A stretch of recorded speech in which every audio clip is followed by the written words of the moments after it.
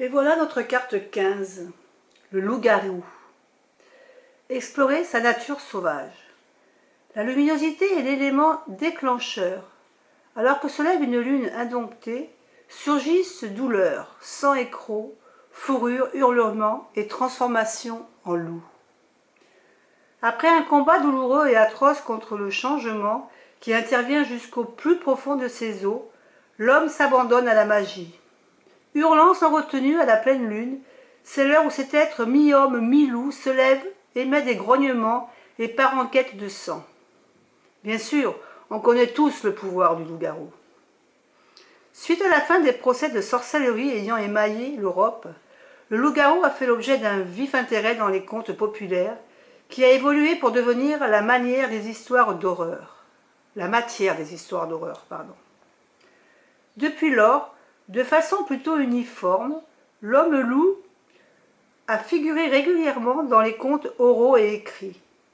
Bien entendu, au cours du siècle dernier, un grand nombre de films extrêmement populaires ont vu le jour, notamment Le Loup-garou de Londres, s'inspirant de thèmes abordés dans les romans, à l'instar de la récente saga Twilight. Même si traditionnellement le loup-garou ne maîtrise guère son caractère sauvage, il peut se définir comme une sorte de métamorphe.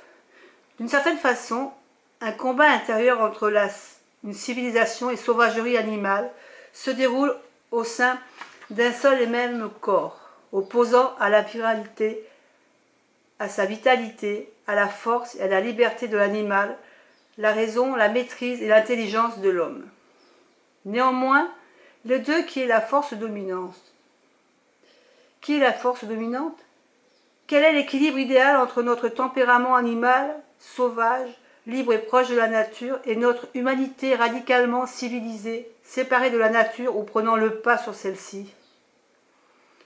Le loup-garou nous demande d'examiner cet équilibre et de plonger dans l'idée personnelle que nous nous faisons de la sauvagerie, de l'indépendance et de la planète dont nous sommes les dépositaires. Quand pour la dernière fois avez-vous passé toute la journée dehors ou rejeté la tête en arrière pour hurler à la lune? Restez-vous assis la journée devant votre ordinateur, réprimant ainsi la vitalité et la curiosité de votre corps et de votre esprit? Le loup-garou vous met au défi de bâtir un équilibre entre la nature et vos propres tempéraments. Réfléchissez-y. Bonne journée.